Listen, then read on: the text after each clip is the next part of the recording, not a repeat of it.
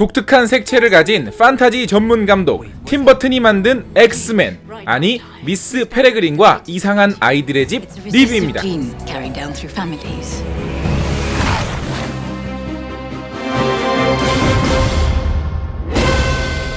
할아버지와 가까운 사이였던 손자 제이크는 할아버지의 의문스러운 죽음 이후 우연히 특별한 능력을 가진 아이들이 사는 집으로 들어가게 됩니다. 그런데 그곳은 현재가 아닌 과거인데요. 계속 반복되는 안전한 하루 속에 살면서 외부로부터는 평화로운 집이지만 이런 곳에 악당이 빠지면 섭하겠죠? 특별한 능력을 가진 아이들을 사냥하는 괴물들로부터 평범한 주인공은 과연 무사히 아이들을 지켜낼 수 있을까요? 팀버튼표 판타지 영화입니다.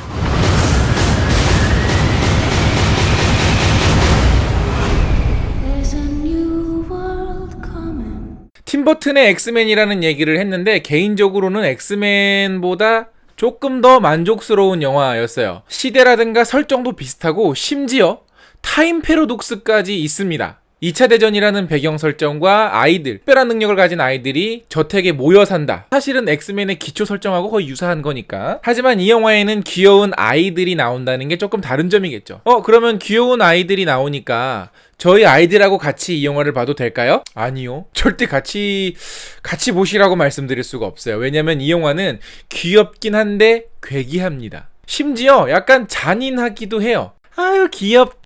깜짝이야. 아이씨. 그렇기 때문에 아이들하고 같이 보기에는 다소 부담스러울 수가 있습니다. 이렇게 독특한 능력 그리고 귀엽지만 괴기한 주인공들이 나오는 영화긴 하지만 사실 전반적으로 어떤 완성도 면에서는 약간 어설프다라는 느낌을 지우지 않을래야 지우지 않을 수가 없습니다. 왜냐하면 사실 팀버튼의 영화들이요 전반적으로 연기 디렉팅이 좀 어설퍼요. 그러니까 조니뎁처럼 막 스크린을 휘어잡는 어떤 연기자가 없으면 사실 팀버튼의 영화들은 전반적으로 조금 연기를 제대로 짚어내질 못하고 있습니다.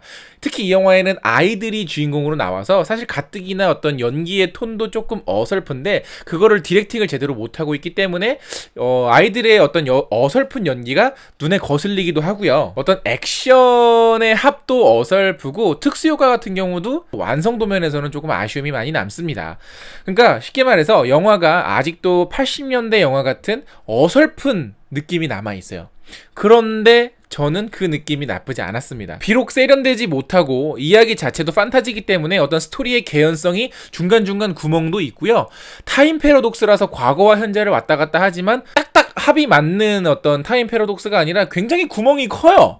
심지어 감독조차도 그 이야기를 완벽하게 이해하지 못했다고 하니까 사실 이 영화 안에서 어떤 이 드라마, 있던 스토리의 개연성을 일일이 따지는 것은 조금 어려운 일일 수도 있다라는 거죠. 하지만 저는 그런 어설픈 부분들이 바로 약간 진짜로 아이들의 동화책을 보는 느낌이 들었습니다. 물론 좀 괴기스럽지만 않았으면 좋았을 것 같은데. 미스 페레그린을 연기했던 에바 그린 같은 경우에는 상당히 매력적입니다. 마치 이 새를 연상시키는 어떤 메이크업이나 분장 때문에 계속해서 시선이 가고요. 아무래도 이 안에서는 좀 안정적인 연기를 선보이고 있기 때문에 그걸 이끌어가는데 충분히 제 역할은 했다. 그러나 입체감이 조금 부족했던 캐릭터라는 아쉬움은 좀 남습니다. 다른 사람들 눈에는 보이지 않지만 주인공 눈에만 보이는 이 할로겐스트라고 하는 이 괴물들은 딱 봐도 이제 크리스마스의 악몽이나 유령신부에 나왔던 괴물들을 연상시키고 굉장히 징그럽고 좀 짜증나게 생겼습니다. 거기다가 제가 잔인하다고 말씀드린 이유는 그 괴물들이 식인을 해요.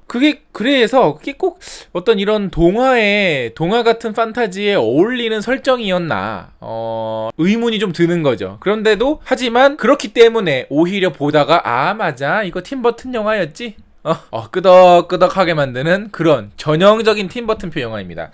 영화 촬영 중간에 팀버튼 감독이 다쳐서 잠깐 촬영이 중단됐다고 하는데 아마 그 카메오로 출연을 하실 때 한 대 이렇게 퍽 맞는 장면이 있거든요. 그러면서 다치신 게 아닌가. 네. 이 보는 내내 어떤 이 신비한 능력이나 차곡차곡 그 과거와 현재의 어떤 이 끈 사이를 왔다 갔다 하는 어떤 이 미스테리 보는 과정도 흥미롭고 주인공인 어떤 능력을 조금씩 각성해 나가는 과정 역시도 재밌습니다. 그러나 앞서 얘기했던 것처럼 이 과거와 현재를 다루는 타임 패러독스를 다루는 설정 자체가 굉장히 구멍이 크고 이해되지가 않아요. 개연성이 확실하지가 않아요. 그래서 그 부분만 조금 더 보완이 됐으면 훨씬 더 흥미로운 어떤 액션 시퀀스를 만들어낼 수 있지 않았을까 하는 아쉬움이 조금 남습니다. 영화를 보면 그 불을 다루는 소녀랑 공기를 다루는 소녀, 이 두 소녀가 나오는데요. 원래 원작 소설에서는 이 두 소녀가 사실은 능력이 정반대입니다. 영화에서 바꾼 설정이라고 하고요. 그리고 이 원작 소설은 3부작으로 구성이 되어 있고, 이 영화는 그 3부작 중에 일부를 영화화한 거라고 합니다. 그러나 흥행이 조금 괜찮았으면 다음 편, 다다음 편도 기대를 할 수 있을 텐데 글쎄 만들어질지 안 만들어질지는 잘 모르겠어요.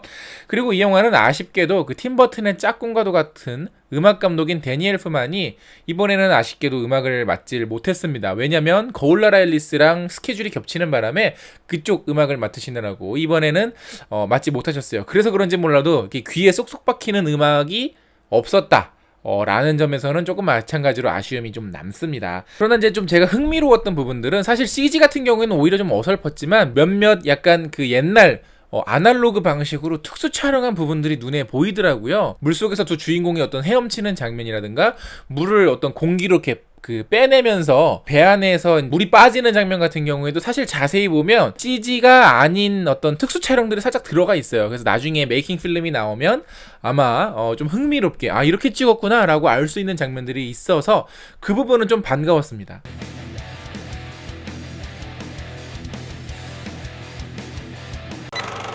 영화에 대해서 아쉬운 부분을 많이 얘기를 하긴 했지만 영화에 대한 만족감이 저는 생각보다 괜찮았기 때문에 이런 어떤 약간 괴기스러운 걸 조금 참을 수 있는 약간 좀 귀여운 어떤 좀 소소한 영화를 보고 싶은 분이라면 추천을 드리는 영화고요. 그렇지 않고 이건 뭐 스토리도 좀 엉성하고 액션도 엉성하고 나 이거 조금 이상한데?